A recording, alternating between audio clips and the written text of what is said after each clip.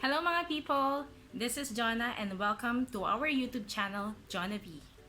So, in this video, susubukan kong mag-eyelash lift or eyelash perm.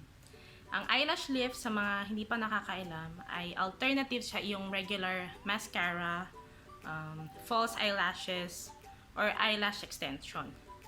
Pero, itong eyelash lift, mas applicable siya sa mga taong kahit papaano, mahaba yung pilik mata pero may pinagdadaanan sa buhay kasi nakayuko siya, nakababa siya. So, this is my eye. Okay? So, instead of going to the salon and asking someone to do it for me, I'll be doing it myself using a product na nakita ko sa Shopee. So, this product is IconSign or IconSign, whatever that is. I think it's IconSign Lash Lift.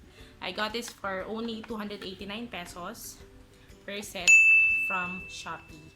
Meron akong kakilala who did my eyelash lift before from unknown salon, and sabi nila they already shifted to this brand and they've been using it. Kaya I went on and purchased it. So in this set, ito na yung kasama. Okay? On top of whatever is already in the box, we need to prepare cotton buds or Q-tips and toothpick. And one more, plastic.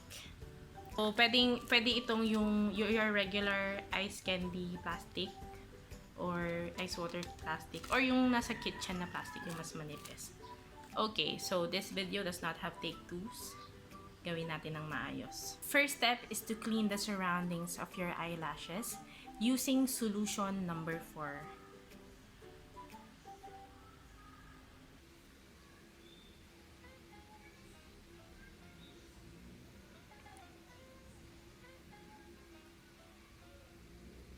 Next is to select the proper size of lift pads. Okay, so it comes in different sizes.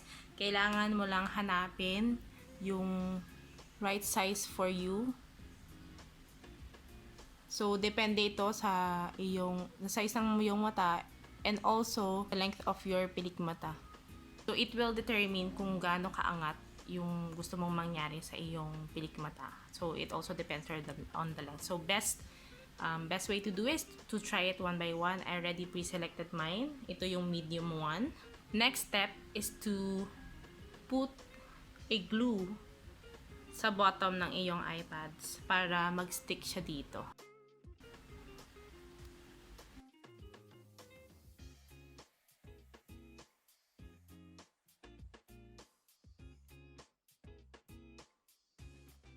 Now we're good, 'di ba? Yung tsura niya. Para akong ano. Siguro ganito kapag Korean. You need to put glue also on top. Tapos ididikit natin yung pilik mata natin.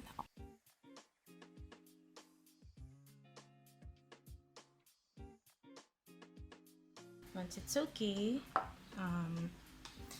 there's a clean tool. Yung isang tip, meron siyang parang comb effect. So, I'll be using that to put up my eyelashes.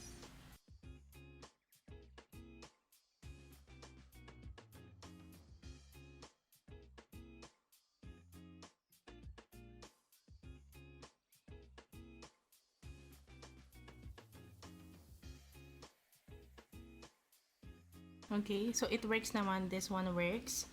But alternatively, you can also use a toothpick. Yun actually yung purpose ng toothpick na pinipare ko kanina para mas madaling iangat.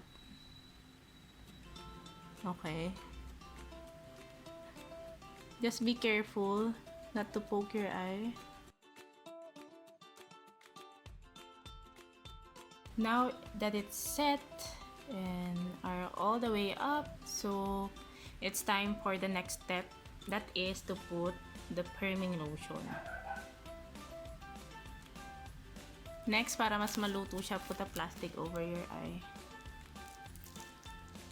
Keep it like that for 10 to 12 minutes. So, I'll let it sit for 10 minutes lang para ayaw nating mas sobrang maluto. 10 minutes is up. let's proceed to the next step. Put number 2. Yung fixation lotion.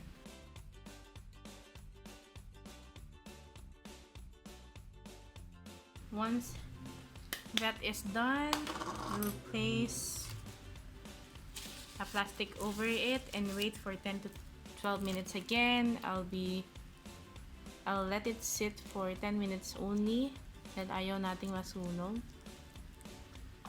Next step is to clean it up.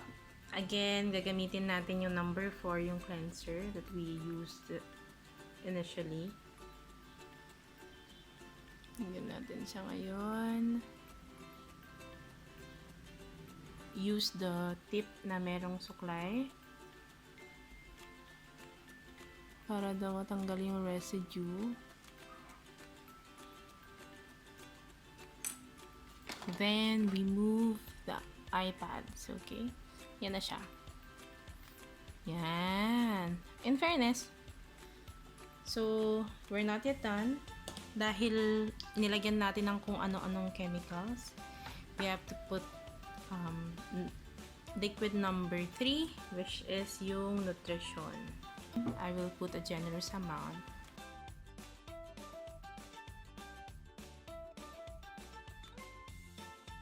Salt, okay.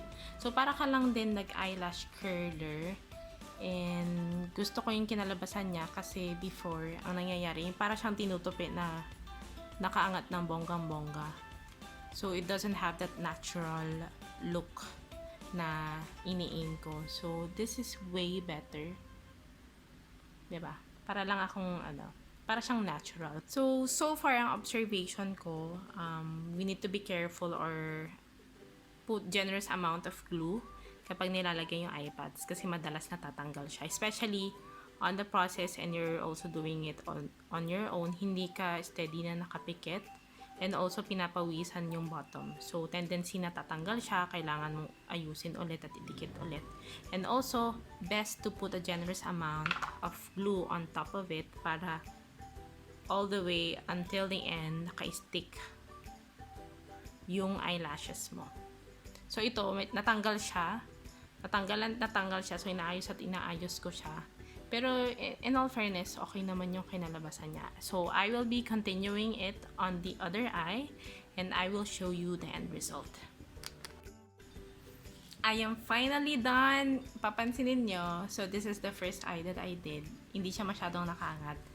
And because practice makes perfect, mas buhay itong isang mata. Medyo basa pa siya. So, pag tuyo naman yan, you can always brush para maghiwa-hiwalay siya. So, it looks better on the other eye compared to this one. Yan. Okay naman to. Medyo mainhin siya. This one is, wow. Ang masasabi ko lang, napakasulit nitong purchase na to. Because for only 289 pesos, na-perm ko na yung mata ko at marami pang sobra. So, just in case it won't last long, then I can always redo my lashes on my own. And also, I can also do it to other people. So ngayon, dahil na-try ko na sa aking mata, gagawin ko naman siya sa aking mama. Thank you very much for watching. Please don't forget to subscribe. And if you appreciate this video, please give it a thumbs up. And see you again soon. Bye!